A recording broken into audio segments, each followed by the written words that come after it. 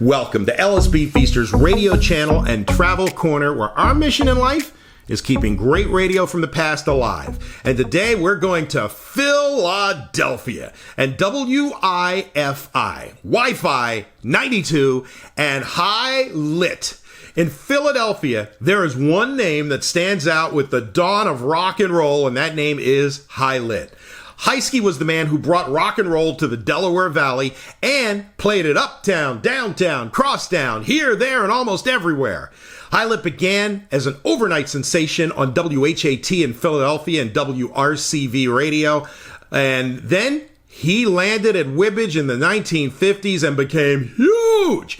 Massive ratings. He had an unbelievable 71% of the radio audience at one time in the 1950s. He did hops all over the place. If there was an appearance, he was there. He made it to TV, went on to WDAS FM, Wi-Fi 92, 104.5 WSNI in Philly, and 1540 WRCP, as well as 98 WOGL. And after being on the air in Philadelphia for a half a century, Hyski went on to pioneer broadcasting on the internet at his website, highlitradio.com. Sadly, High passed away November 17th, 2007. Hey, if you like what you hear, give it a thumbs up. Feel free to subscribe to the channel too, and after you do, smack that bell. And you will be notified whenever we post anything new. All right, let's go back to 1973 with Hyski O'Rooney McVoudy Zoot High Lit on Wi-Fi 92 Philadelphia. 927 Wi-Fi giving away hundreds of prizes. You're going to get yourself a summertime full of prizes and surprises. All you have to do is pick up your free Boogie bumper stickers at all 7-Eleven stores in the greater Philadelphia area. Then stand by and win your fair share. I don't lie. Boogie. I'm in the right tree, but I made in the wrong call. WIFI gives you another great weekend of album ripoffs beginning Friday at 6 on FM 92. 9:30, Birdie.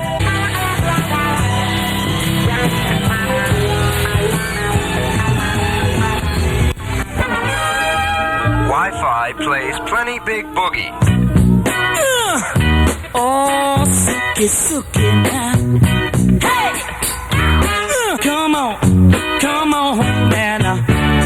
Groove me, baby. Groove. Some of that good Memphis Stax wax. Hide at Wi-Fi 92, 936 in the early bright. There are many stereo equipment stores in the Philadelphia area which sell components, 8-tracks, car stereos, cassettes, speakers, reel-to-reel recorders, tuners, and amps. What's the difference? The difference is Penn Electronics Stereo Center has the lowest prices. You can find a Penn Electronics Stereo Center on North York Road in Hatboro, next to the Hatboro Movie, and on Frankford Avenue in Bridge Street, right across from the L. Penn Electronics Stereo Centers. With really low prices, you'll probably walk out of Penn Electronics Stereo Centers paying less for more than any other store you know. Get to know that name, Penn Electronics Stereo Center. Get to know Penn Electronics Stereo Center's locations. North York Road in Hatboro, next to the Hatboro Movie. Frankford and Bridge Streets, next to the L Terminal. Stop in. Listen to Stereo Equipment by Marantz, Sanswai, Pioneer, Dual. Penn Electronics Stereo Centers for really low prices on the finest in stereo equipment. See Penn Electronics ad in today's bulletin. And by the way, you can pick up your Wi-Fi Boogie bumper sticker at all Penn Electronics Stereo Centers. Looking for good times, good people, and a good club? Dick Lee's, South Jersey's #1 dance spot, right over the Walt Whitman Bridge, Route 130 South. Tuesday, Wednesday, Thursdays, no cover nights. Dick Lee's has live entertainment Tuesday through Sunday. This week, the girls are back. The fabulous Lewis Explosion. How do you get to Dick Lee's? Take the Walt Whitman Bridge, Route 130 South Jersey. Dick Lee's, South Jersey's #1 dance spot, is open till 3 in the morning. Remember this, all week long, the all-girl Lewis Explosion, that's Dick Lee's.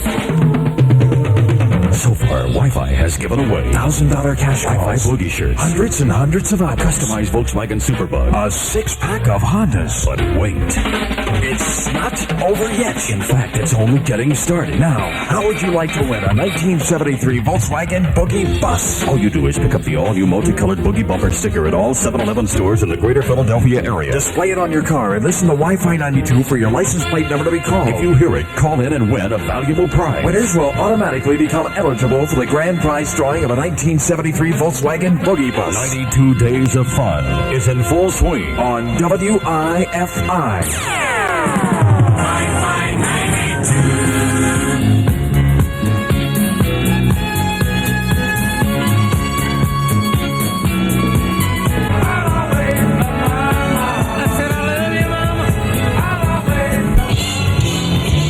It's 9:45 at WIFI. This is Scott Hill at the Philadelphia Report. The U.S. Third Circuit Court of Appeals in Philadelphia has reinstated a $1 1/4 million invasion of privacy suit that had been filed against the makers of the movie Woodstock. The plaintiff, Thomas Tackert, claims he suffered mental anguish, embarrassment, public ridicule, and invasion of his right to privacy by scenes in which the filmmakers engaged him in conversation while he was cleaning latrines. Tackert was an employee at the 1969 Music Festival. His suit originally was thrown out by the U.S. District Court in Newark, but the Third Circuit Court yesterday ordered that Tackert's complaint be heard by a jury. The scene in which Tackert was shown ran about 2 minutes and was cited by some film critics as one of the funniest in the movie. The budget crisis closes out its second week today with no settlement in sight. A tentative agreement has been reached this morning between the state and bargainers for some 8,000 striking welfare workers. The liquor strike continues today as more state stores expect to be shut down by the striking retail clerks.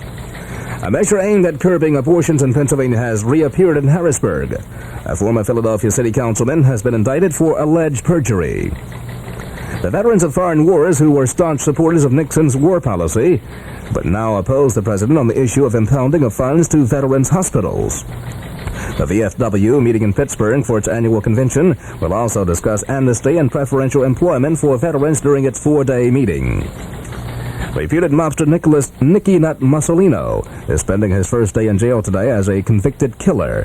A Sullivan County court jury last night convicted the 22-year-old Manhattan man of murder and attempted murder stemming from the slaying of another reputed gangster last August.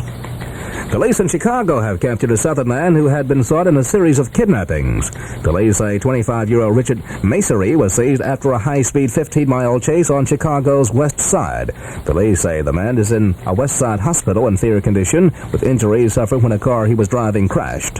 Following the crash, he reportedly fled on foot. Franklin County officials say the man was wanted for kidnapping 4 persons in 4 days. His fourth victim, a 34-year-old woman, escaped during the night. She reportedly had been held captive since Tuesday night. American planes attacked insurgent positions again today in support of Cambodian forces. U.S. F-111 and F-4 jet fighter bombers concentrated their attacks in the vicinity of 2 small bridges at the junction of Highway 3 and Route 38 several miles outside the capital city of Phnom Penh. In South Vietnam, a U.S. search team is investigating the wreckage of an American helicopter missing for 6 years. They found the remains of several U.S. servicemen in it. The dollar slumped again in early European trading today, ending a 2-day recovery of the American money from record lows.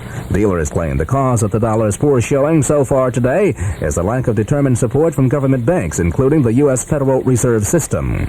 Traders note that Federal Reserve support buying has been more of a symbolic effect than anything else, and the French and German banks had bought only small amounts of dollars to bolster the rate. This despite the fact that state bankers meeting in Switzerland last weekend had forecast forthright action in defense of the American currency. A fire was burning out of control early today at the U.S. Military Personnel Record Center in Overland, Missouri. The building contains the records of more than 26 million current and past armed services members. Former Attorney General John Mitchell faces a 3rd round of questioning by the Senate Watergate Committee today. He has testified that he withheld facts of the Watergate scandal from President Nixon. He acknowledged yesterday that by doing this, he probably ignored his duties as a lawyer and former head of the Justice Department. Mitchell will be followed by White House Special Counsel Richard Moore. Sources on the committee staff say Moore told them about a meeting last February with former White House aides. Payment of money to the original Watergate defendants reportedly was discussed at the meeting. However, the sources did not reveal what the payments would have been for. Debate continues today on a farm bill that would set a level of guaranteed income for farmers by setting target prices on wheat, corn, and cotton. Yesterday, compromise collapsed when the House refused to remove an escalator clause from the proposed target price system. A Massachusetts resident went a bit to extremes in his protest of the rise in food prices. He called the radio station in Framingham, complaining about the high cost of food, and said he broke into a local diner where he cooked himself some bacon and eggs. Police later confirmed that the diner had been broken into and the meal cooked. Wi-Fi reminds you, if you've been down so long it looks like up, you may need help for an emotional or a mental illness. For information, call the Mental Health Association of Southeastern Pennsylvania at 568-3833. Philadelphia weather is sunny and pleasant today. Tonight, clear and cool. High today, 78. Low tonight, 57. Right now, 64 on the beach. 62 in the water. 67 at WIFI. This is Scott Taylor, Wi-Fi News. Wi-Fi 92.